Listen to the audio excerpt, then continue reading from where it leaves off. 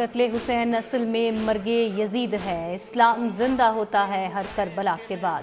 یوم عاشور پر امام علی مقام حضرت امام حسین اور رفقا کی عظیم قربانی کو خراج عقیدت پیش کرنے کا سلسلہ جاری۔ اسلام آباد، کراچی، لاہور، پشاور اور کوئٹہ سمیت شہر شہر ماتمی جلوس۔ لاہور کی نثار حویلی میں سے برآمد ہونے والا مرکزی جلوس منزل کی جانب گامزن فاطمۃ الزہرا کے لال کی پرساداری جاری۔ کراچی میں یوم عاشور کا مرکزی جلوس مقررہ راستوں پر رواں دواں۔ عزاداران نے علامہ شہنشاہ نقوی کی امامت میں نماز ظہرین تبت سینٹر میں ادا کی۔ وزیر اعلیٰ سندھ مراد علی شاہ کی بھی جلوس میں شرکت۔ کہا سندھ بھر میں 4000 سے زائد جلوس نکالے جا رہے ہیں، سیکیورٹی کے سخت انتظامات کیے گئے، امن و امان قائم رکھنا ہماری ترجیح ہے۔ شہدائے کربلا کی بھوک اور پیاس کی یاد تازہ کرنے کے لیے ملک بھر میں سبیلوں اور لنگر کا اہتمام۔ ماتمی جلوسوں کے راستوں میں جگہ جگہ دودھ، شربت اور ٹھنڈے پانی کی سبیلیں۔ عزاداران کی تواضع کے لیے کہیں من و حلیم بنی تو کہیں انواع اقسام کے پکوان تیار۔ برصغیر میں تعزیہ داری کی قدیم روایت آج بھی جاری۔ ملتان میں استاد اور شاگرد کے تعزیے فن تعمیر کا شاہکار۔ استاد کا تعزیہ 1825 میں استاد پیر بخش چنیوٹی نے تیار کیا۔ ساگوان کی لکڑی سے تیار کردہ 5 منزلہ تعزیے میں متعدد محراب، جھروکے، گنبد اور مینار شامل۔ شاگرد کا تعزیہ 1944 میں استاد پیر بخش کے شاگرد الہی بخش نے تیار کیا۔ 7 منزلہ تعزیے کی تیاری میں ہاتھ کے ساتھ ساتھ مشینری کا بھی کام ہے۔ استاد اور شاگرد کے تعزیے بناوٹ اور خوبصورتی میں اپنا کوئی ثانی نہیں رکھتے۔ سانحہ لیاری ریسکیو آپریشن تیسرے روز مکمل۔ 5 منزلہ عمارت گرنے سے جاں بحق افراد کی تعداد 27 ہو گئی۔ جاں بحق افراد میں 16 مرد، 9 خواتین اور 2 بچے شامل۔ ہندو برادری سے تعلق رکھنے والے 20 افراد کی آخری رسومات ادا۔ برطانوی ہائی کمشنر جین میریٹ کا بھی اظہار افسوس۔ کہا لیاری میں رہائشی عمارت گرنے سے المناک جانی نقصان پر گہرا دکھ ہے۔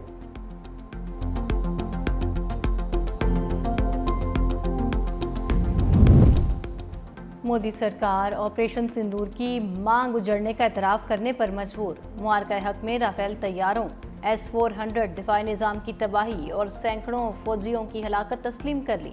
شکست خوردہ بھارت کے ہلاک پائلٹس اور فوجیوں کو اعزازات دے کر ہزیمت چھپانے کی کوشش۔ اعزاز حاصل کرنے والوں میں رافیل طیاروں کے 4 ہلاک پائلٹس، آدمپور اور ادھمپور ایئر بیسز پر تعینات درجنوں اہلکاروں سمیت ہیڈ کوارٹرز 93 انفینٹری بریگیڈ کے فوجی بھی شامل۔ آدمپور ایئر بیس پر S-400 کے 5 آپریٹرز کی ہلاکت کا اعتراف جدید ترین دفاعی نظام کی تباہی تسلیم کرنے کے مترادف۔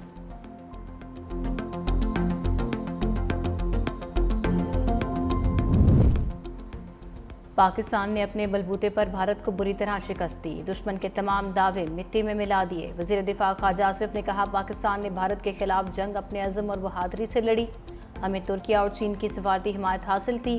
بھارت کی سیاسی اور عسکری قیادت کے جھوٹے بیانات سفارتی محاذ پر بھی مودی کی شکست کا نتیجہ ہیں۔ ہماری فتح واضح تھی، پاکستان کی مسلح افواج نے اپنا لوہا منوایا۔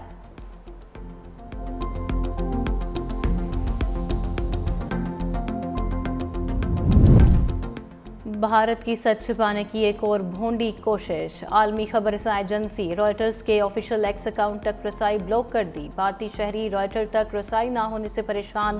مودی سرکار کی طرف سے رائٹرز کے ایکس اکاؤنٹ بلاک کرنے کی کوئی سرکاری وجہ نہیں بتائی گئی۔ دکن کرونیکل کے مطابق مودی سرکار نے پاکستانی مواد بلاک کرنے کے بعد اب اپنے علاقوں میں بین الاقوامی میڈیا کو بھی سینسر کرنا شروع کر دیا ہے۔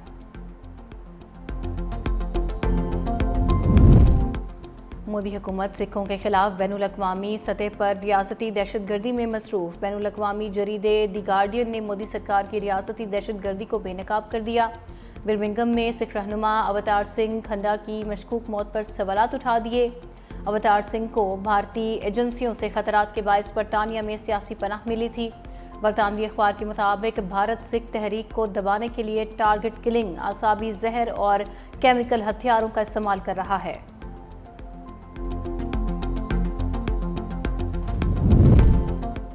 اور لاہور سمیت پنجاب کے کئی شہروں میں مانسون بارشوں کا نیا اسپیل۔ راولپنڈی میں جل تھل ایک ہو گیا۔ سرائے عالمگیر، گجرات، حافظ آباد، ناروال اور بہاول نگر میں بھی بادل کھل کر برسے۔ کہوٹہ میں کلاؤڈ برسٹ کے بعد سیلابی صورتحال۔ محلہ چاہات میں کچے مکان کی چھت گر گئی، 3 سالہ بچی جاں بحق۔ 3 افراد زخمی۔ موسیٰ خیل کی تحصیل کنگری میں آسمانی بجلی گرنے سے 2 سگے بھائی جاں بحق ہو گئے۔ اسرائیل نے ہتھیار فلسطینیوں کی نسل کشی سے باز نہیں آیا۔ غزہ میں اسرائیلی فوج کے حملوں میں مزید 64 فلسطینی شہید۔ امداد کے لیے جمع فلسطینیوں پر بھی بمباری کی گئی۔ خوراک کے منتظر 9 فلسطینی جان سے گئے، 2 امدادی کارکن بھی زخمی ہوئے۔ اسرائیلی فوج نے حملے کا الزام حماس پر لگا دیا۔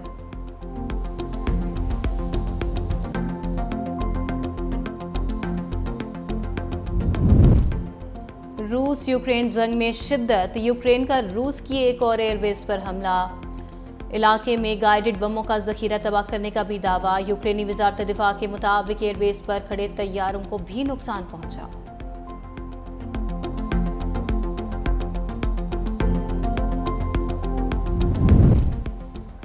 سپر پاور سیلاب کے سامنے بے بس، امریکی ریاست ٹیکساس میں طوفانی بارشوں اور سیلاب سے ہر طرف تباہی، مختلف حادثات نے 50 سے زائد جانیں لے لی، درجنوں سیلابی ریلوں میں بہہ گئے، سڑکیں ندی نالوں میں تبدیل ہونے سے نظام زندگی بری طرح سے مفلوج۔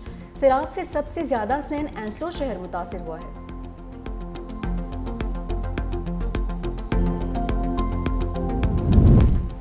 ترکیہ میں اپوزیشن کے خلاف کریک ڈاؤن وسعت اختیار کر گیا، مزید 3 میئرز کو حراست میں لے لیا گیا۔ ادانا اور ادیامان کے میئرز بھتہ خوری کے الزامات پر گرفتار، انطالیہ کے میئر کو بھی سیاسی الزامات کی بنیاد پر دھر لیا گیا۔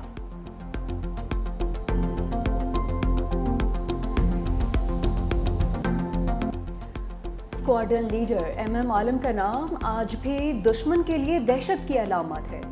دشمن کے 5 جنگی طیاروں کو تباہ کر کے عالمی ریکارڈ بنانے والے پاک فضائیہ کے ہیرو کا 90واں یوم ولادت۔ ایئر کموڈور ایم عالم کا ایک مارکے میں 5 طیارے تباہ کرنے کا ریکارڈ آج تک ناقابل شکست ہے۔ ایم عالم نے 11 دنوں میں 9 دشمن طیاروں کو تباہ اور 2 طیاروں کو نقصان پہنچایا۔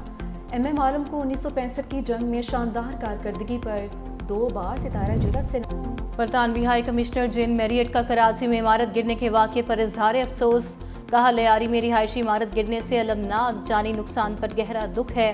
بہادر ریسکیو ورکرز نے مشکل ترین حالات میں انتھک محنت کی، میری ہمدردیاں متاثرہ خاندان کے ساتھ ہیں۔